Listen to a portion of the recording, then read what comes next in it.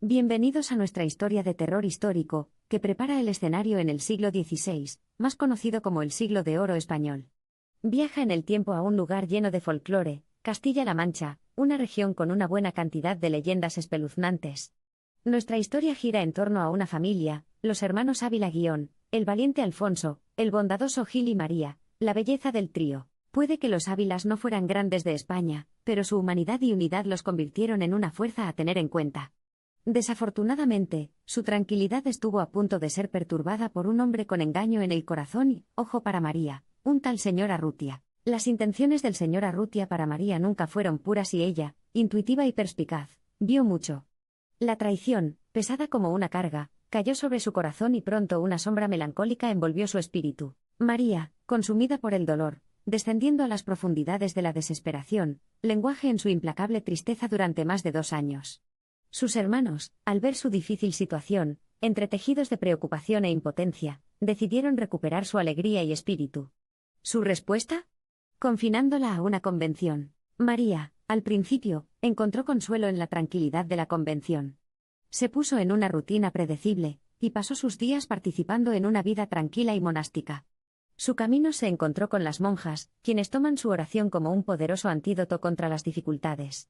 Pero María se sintió como una causa perdida, ninguna oración pudo curarla de la profunda herida que torturó su alma. Mientras luchaba, María se sintió cada vez más atraída por el silencio espectral del huerto, particularmente por un melocotonero solitario que se alzaba en medio del laberinto de vegetación. Lo veía como un símbolo de fuerza en medio de la soledad, muy parecido a ella misma. María pasó muchas noches junto al melocotonero, confiando sus males a sus hábitats invisibles. Adquirió un extraño sentido de equidad mientras estuvo aquí. Hasta un día en que la desolación de su situación secó sus sentidos, y vio una resolución para poner fin a su sufrimiento. En secreto, bajo el pretexto de la oscuridad iluminada por la luna, sacó un trozo de 2 de la bien equipada despensa del convento. Corrió hacia el melocotonero, lejos de los ronquidos y pintando a la luz de las velas de la convención. Aseguró el ruido y dio el paso decisivo hacia la nada. Sin embargo, los inflexibles límites de los árboles frustraron sus intenciones, salvándola de una vida truncada y de una vida futura de perpetuo malestar. Su acción fracasaría. Conmocionada, María permaneció allí sentada durante horas, con el coraje vacilante, dándose cuenta de la enormidad de esa acción ante los ojos de su fe.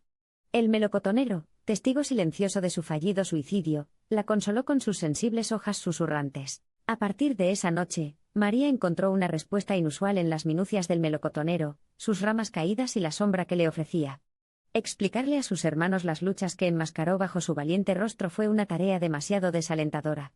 Envejecida hasta la madurez por su terrible experiencia, decide mantenerse en silencio sobre sus trucos episódicos con el ruido. Pero los árboles, con su antigua sabiduría, eran sus confidentes silenciosos. A medida que los días se transformaban en semanas y luego en meses, María encontró un refugio tácito en el huerto del convento, principalmente cerca del empático melocotonero. Se convirtió en un lugar de reflexión silenciosa y consuelo para ella. Ya no significaba una intención morbosa singular sino su consolidación, sobreviviente de sus momentos más oscuros. Sin embargo, las sombras fantasmales de su profunda desesperación la encuentran nuevamente, obligándola a revisar el rincón más oscuro de su mente.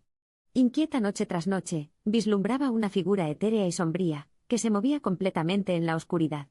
Fue increíblemente inquietante y profundamente inquietante, y con el tiempo obligó a María al borde del tormento mental, lo que la hizo revisar su reacción instintiva ante el engaño del señor Arrutia. El miedo y la curiosidad se entremezclaron cuando María comenzó su investigación, siguiendo los pasos del espectro. Se dio cuenta de que el fantasma vestía el uniforme de las monjas y se encontró en un profundo shock.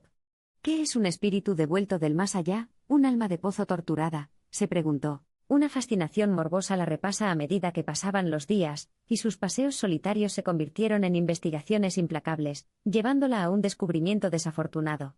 Era evidente que el fantasma no era otro que Ana, la joven novicia que ahora murió trágicamente, colgada de una de las desfavorables ramas del melocotonero, hace años. De pie dentro del santuario, su curiosidad se convirtió en miedo. María sintió el inconfundible escalofrío de lo sobrenatural. Era una presencia que podía sentir tangiblemente pero no ver. La sensación irí le provocaría escalofríos en la columna, llenándola de un temor mortal que solo sirvió para alimentar su fascinación. Atada por el enigma, María se propuso encontrar respuestas, consultando a las monjas supervivientes más antiguas, haciéndoles temores. Ahora bien, Aquí es donde nuestra historia se desvía hacia el reino del verdadero horror. Las monjas antiguas, con rostros desgastados y manos temblorosas, tejieron una escalofriante historia del espíritu de la difunta que ahora deambula por los confines del convento, imposible encontrar la paz en su otra vida.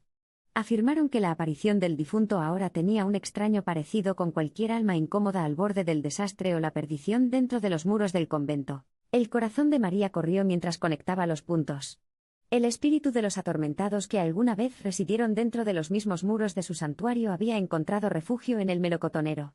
María se dio cuenta con un start, del mismo melocotonero que las ramas habían refutado ferozmente su intento suicida. La comprensión paranormal era paralizante pero extrañamente reconfortante.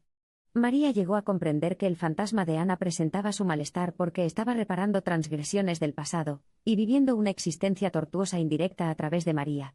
Además, el vínculo tácito de Ana con el melocotonero huérfano, a pesar de su final prematuro, lo que arraigó profundamente en su anhelo de expansión. Aliviada por una fracción de comprensión, María aprobó el espíritu de Ana, y se ofreció a ayudarla en su solitaria búsqueda de la absolución.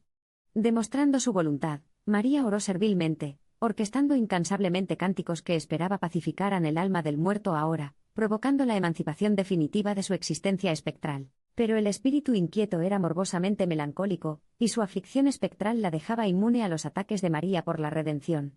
Convencido de que solo un determinado cofre en los procesos profundos de la convención contenía la llave para liberar el alma incorpórea de Ana, el espíritu reveló códigos crípticos para desbloquearla. Como María pasó por alto la información espectral por considerarla irracional, imprudente para profundizar en este malévolo dominio sobrenatural, la revelación parecida a un oráculo la persiguió, arrastrándose bajo su piel. Seducida por la emoción blasfema de ayudar a un fantasma a liberar su alma, sucumbió a su curiosidad inherente. Mientras recorría los pasillos laberínticos de la antigua convención, situados en medio del silencio resonante y el espectro de sus paredes olvidadas, María encontró el cofre en cuestión.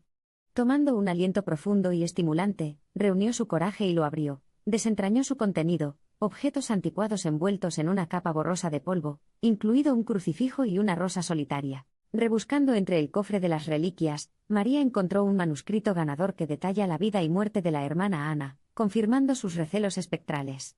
La narración histórica dividió que Ana fue engañada en la cortesía del convento que llamó hogar, lo que la llevó a un final doloroso, mató el espíritu que sembró en seria devoción y adoración. Horrorizada y guiada por el destino de su compañero ahora, María se sintió compilada para corregir los errores del pasado, saltando a hablar el espíritu de la novicia muerta, proporcionándole el olvido que su forma espectral tan fervientemente anhelaba. Mientras lo hacía, se produjo un cambio profundo y una posibilidad. La hermana Ana comenzó a interactuar más vibrante e íntimamente con María que nunca, casi a nivel humano. Comenzó a sentirse menos como un fantasma, y más como una compañera habitante de la convención, aunque atrapada por un sufrimiento inarable. Para sorpresa de las antiguas monjas y del novicio que Babaza, la intervención de María había traído paz al inquietante espíritu espectral. De hecho, el espíritu de la hermana Ana comenzó a desvanecerse lenta pero seguramente, desapareciendo en un lugar de descanso pacífico más allá del reino terrenal. El acto de valentía de María, de sacrificio ante el horror absoluto, había querido un milagro, la conquista de un mundo material, desencadenando el espíritu de un antiguo y atormentado residente de la convención. La estatua que representa a la hermana Ana se encuentra ahora pacíficamente en el patio del convento de San Juan, símbolo de paz y tranquilidad. Los avistamientos de fantasmas cesaron, el aire generalizado de anticipación morbosa se levantó, y la temporada de ansiedad llegó a su fin. La otrora taciturna María, famosa por su fuerza silenciosa y su espíritu valiente, lo que ahora terminó para las monjas, el inquietante misterio que se cernía sobre las hermanas de la tierra fue levantado. A la edad de 70 años, cuando María Ávila respiraba por última vez, estaba rodeada de algo susurros de Dios y sus ángeles. Sus entrañas lloraron, pesadas al darse cuenta de que había dejado una parte de su alma en la era cataclísmica de los espíritus, y los acontecimientos incompletos del convento de San Juan. Estirada en su lecho de muerte, con las monjas orantes a su lado y el relajante himno llenando la cámara, miró a la esquina de la habitación, explorando una aplicación espectral, solo para encontrarla pacífica y tranquila, recordando todos los inexplicables giros y vueltas que había dado su vida dentro de los antiguos confines del convento de San Juan, concluyó con una profunda serenidad. A veces, la salvación puede surgir de los horrores más profundos, y esa vida posee una cualidad contagiosa de arrastrarte hacia lo inesperado. Este cuento, transmitido de generación en generación por las monjas del convento de San Juan, es un testimonio del hecho de que la vida y la muerte, la alegría y la tristeza, el amor y el odio, la fe y las tinieblas insuperables están todos entrelazados. Nuestra existencia misma está moldeada por nuestras acciones, y esas acciones resuenan en los pasillos del tiempo, creando costillas eternamente reverberantes que canalizan un rumbo hacia el bien o el mal. Al cerrar este capítulo de una época pasada, es fundamental señalar que el convento de San Juan descansa ahora en tranquilidad. Sin embargo, los muros antiguos susurran historias sobre sus hábitats espectrales y su redención final, en una era de historias de terror no contadas que reverencian la vida y la muerte, la luz y la oscuridad, el coraje y el miedo.